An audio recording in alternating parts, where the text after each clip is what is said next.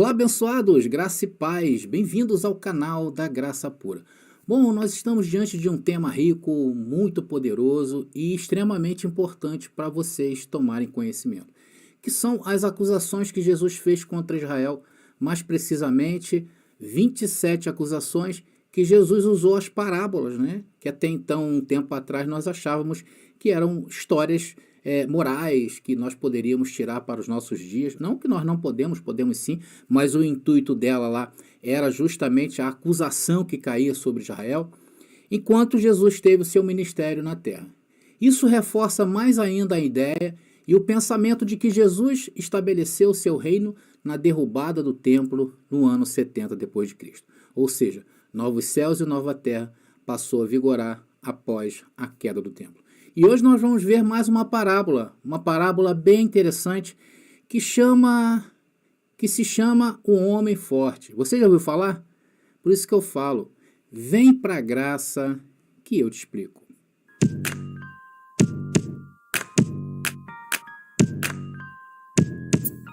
Bom, mas antes de entrar na mensagem de hoje, eu gostaria de pedir a todos vocês que ainda não se inscreveram no nosso canal, se inscreva, toque o sininho para que o YouTube te avise, tá bom? Comentem as mensagens, mesmo se for um ponto de vista crítico, nós aceitamos, tá? Claro que a gente vai ali, na medida do possível, respondendo as críticas, quando a gente julga ser necessário também, porque tem críticas aí que dá vontade até de apagar do canal, tá? Mas comentem à vontade, já deixe o seu like. Se você amar essa mensagem de hoje, o que você vai fazer? Você vai divulgar nas redes sociais que vocês estão inseridos, ok? Vamos então à mensagem? Bom, queridos, essa parábola que eu vou contar para vocês foi contada por Jesus e ela está registrada em Lucas capítulo 11. Então, na linha do tempo lá da vida de Jesus, aqui ele havia assumido o seu papel de promotor da justiça de Deus sobre Israel. Ele estava promovendo juntando provas para o julgamento final de Israel. E como eu disse anteriormente, ali naquele contexto, era comum se levantar pessoas se dizendo ser o Messias. Então o que aconteceu? Os sacerdotes da época e os principais, o sumo sacerdote e os principais, enviavam espiões para que pudesse estar ali verificando se aquele Messias realmente era um fajuto ou se realmente era o Messias esperado por Deus, porque havia essa força assim dentro deles, achando que o tempo estava se cumprindo ali. Lembrando só uma coisa, tá, abençoados?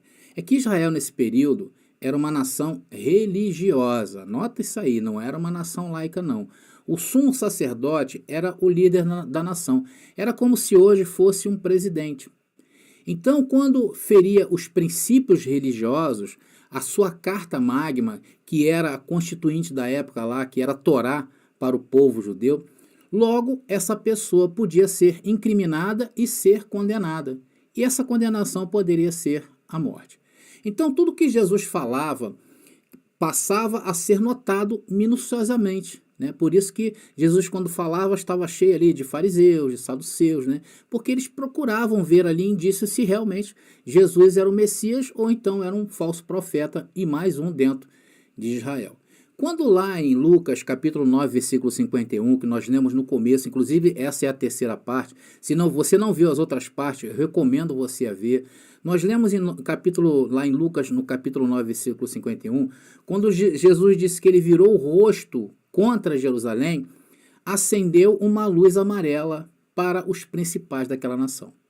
Porque quando Jesus falou aquilo ali, ele usou um termo bastante conhecido na Torá, e vocês vão ver isso aí. Então, nesse texto que vamos ler, ele é mais uma acusação que caía sobre Israel. Aqui Jesus havia curado um surdo, então levantaram os fariseus, claro, o contrário, dizendo que ele fazia aquilo ali em nome de Beelzebul. Vamos ver, abençoado. Está lá registrado em Lucas, capítulo 11, versículo 14 e 15, que diz assim o texto. Jesus, expulsando um demônio, que era mudo, nós já fizemos um estudo nesse canal sobre demônios, tá? Não eram seres espirituais caídos. Diz, quando o demônio saiu, o mudo falou, e a multidão ficou admirada. Mas alguns deles disseram, é por Beelzebul, o príncipe dos demônios, que ele expulsa os demônios. Além dos judeus não perceberem que Jesus era o enviado de Deus, A incredulidade deles fizeram com que aqueles homens blasfemassem contra o Espírito do Senhor. Tanto que nessa passagem, também registrada em Mateus, diz ali que não há perdão para isto, né? Então não houve perdão realmente. Vamos ver agora o começo da resposta de Jesus para aqueles homens, que se encontra em Lucas, aí mesmo, capítulo 11, versículo agora 16 ao 19, que diz o texto. Outros o punham à prova, pedindo-lhe um sinal do céu. Jesus, conhecendo os seus pensamentos, disse-lhes, todo reino dividido contra si mesmo será arruinado, e uma casa dividida contra si mesmo cairá. Atenção no discurso de Jesus, hein? Jesus estava proferindo ali uma acusação séria e gravíssima contra Israel. Se Satanás está dividido contra si mesmo, como o seu reino pode subsistir? Digo isso porque vocês estão dizendo que expulso demônios por Beelzebu.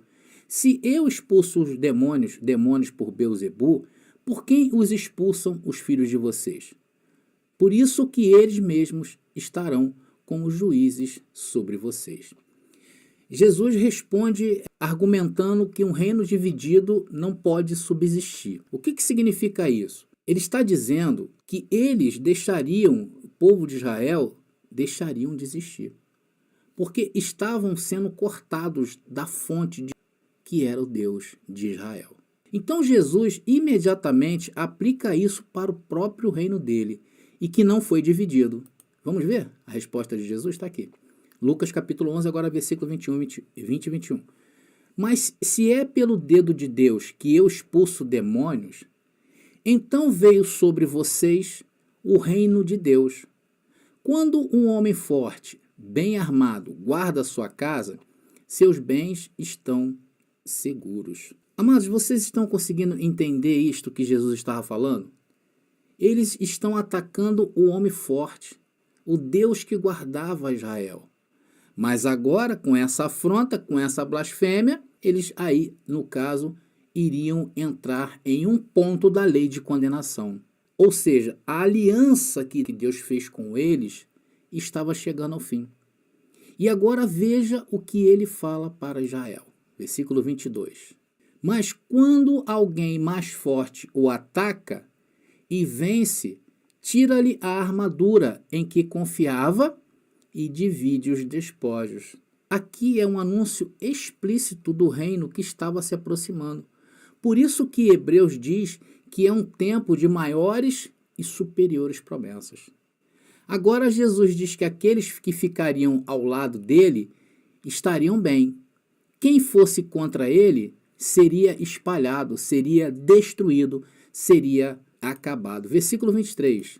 Aquele que não está comigo é contra mim, e aquele que comigo não ajunta se dispersa. Olha só.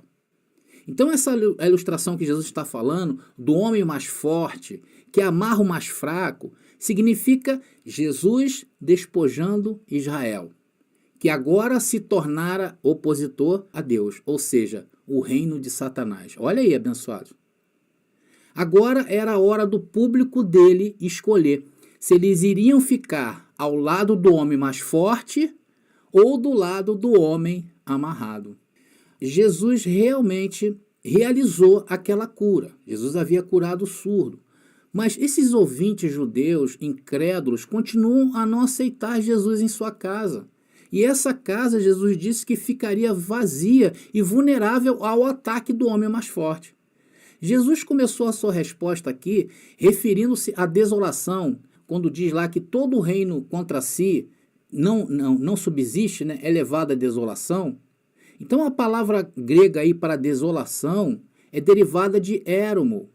O que significa isso? Ela tem uma ligação técnica anexada especificamente ao julgamento de Deus sobre Israel por infidelidade da aliança.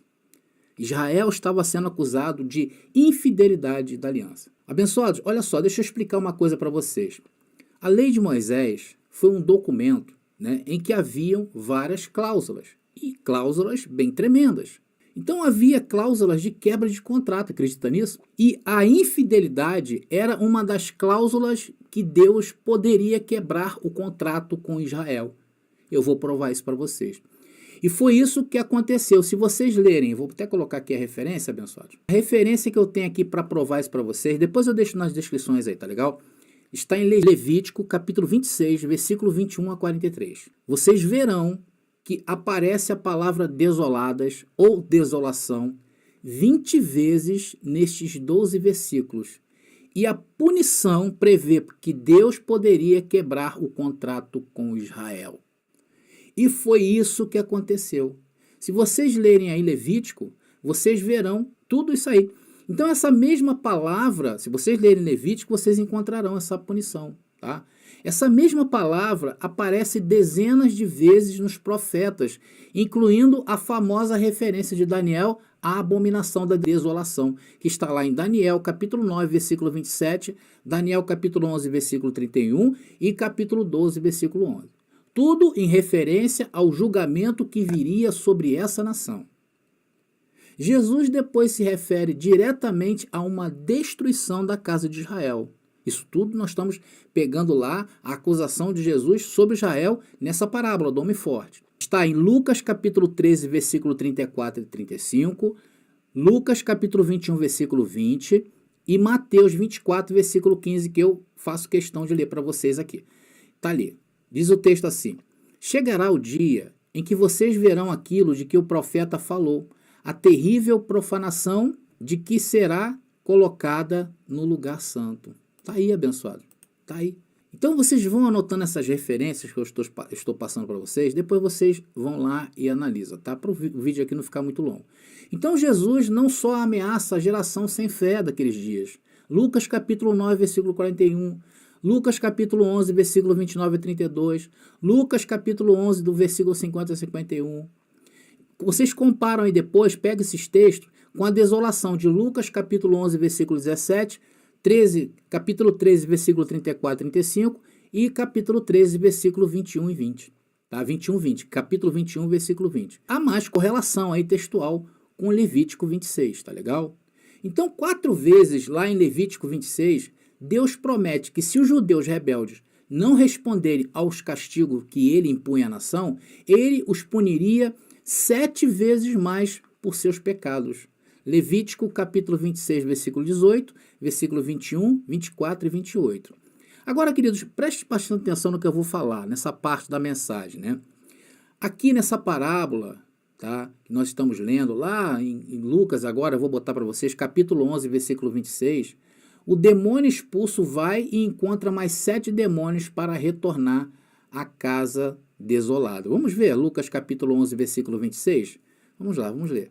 Lucas capítulo 11, versículo 26 diz o texto: então o espírito busca outros 7 espíritos piores que ele, e todos entram na pessoa e passam a morar nela, e a pessoa fica pior que antes. Essa é a maldição que recairia sobre Israel.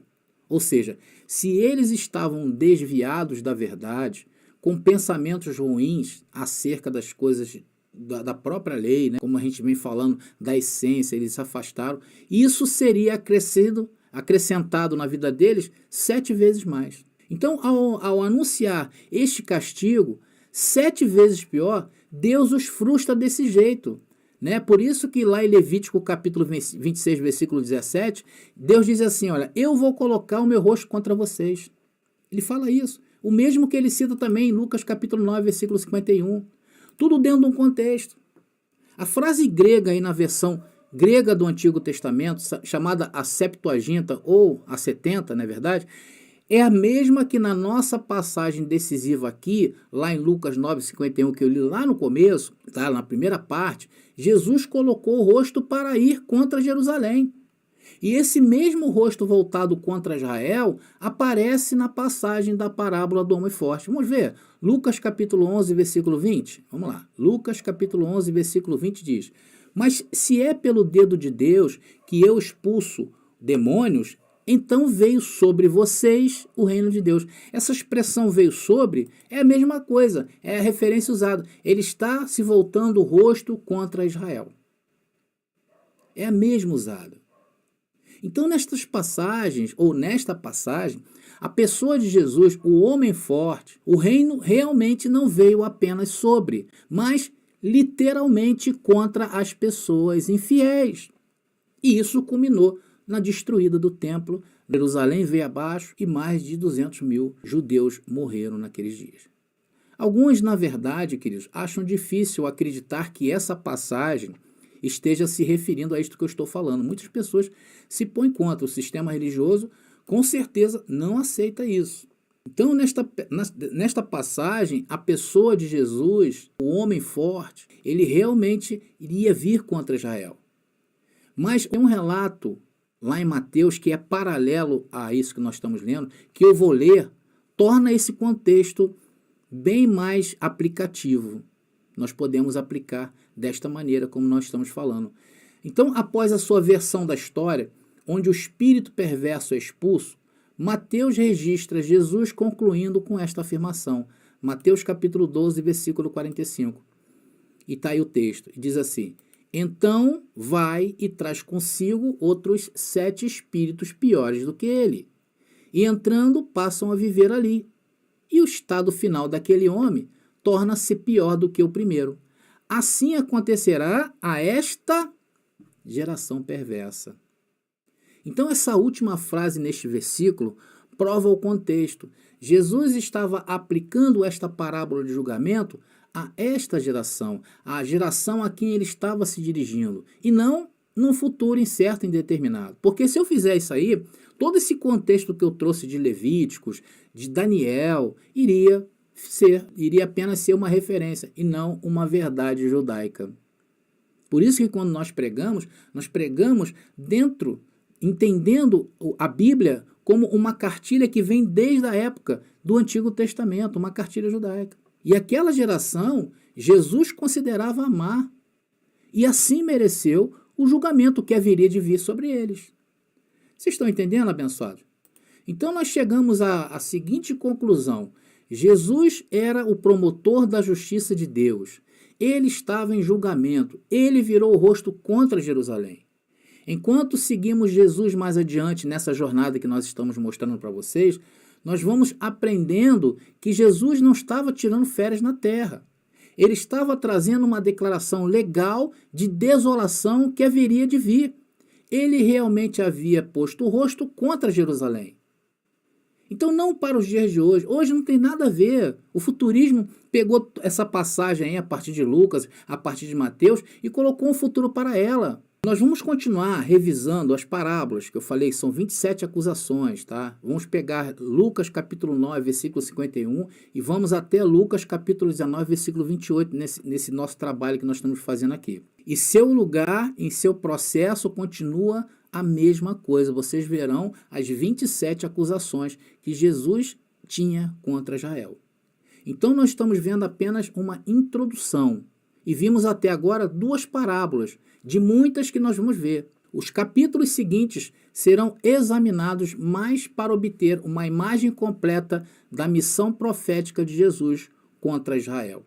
Então eu quero te convidar a continuar assistindo essa série, muito importante, que nós estamos mostrando aí as acusações de Jesus contra Israel. Por isso que eu falo, se inscreva no nosso canal, curta, comentem, compartilhem. E se essas mensagens têm mudado a sua vida, vai com certeza compartilhar. E eu preciso também muito do apoio de vocês, tá bom? E hoje existem várias formas aí de nos ajudar, de apoiar, dizer: André, eu estou com você, siga em frente, tá bom? E assim nós vamos continuando, seguindo em frente neste canal, mostrando as verdades bíblicas e não as verdades do homem e humana. Tá bom, queridos? Bom, continue assistindo aí. Tá? Tem várias mensagens neste canal, de vários jeitos, tá? Continue. Eu quero aqui me despedir de vocês. Graça e paz aí. E até a próxima mensagem. Lançamento! Já chegou nossas camisas estampadas com frases em graça. Agora você já pode mostrar ao mundo o verdadeiro evangelho através das nossas estampas. Além de camisas, temos uma coleção inteira feminina: moletons, bonés, canecas, aventais, posters e muito mais. Confira no nosso site. Acesse lojadobem.shop, lojadobem.shop e confira. Agora você já pode sair por aí impactando na sua cidade. Graça pura fazendo a palavra correr.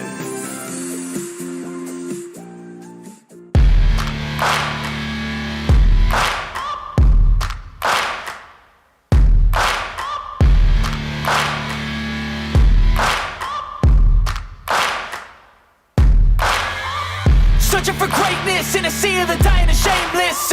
A sea of the aimless. I don't wanna be one of the nameless. I'ma wake up with the mindset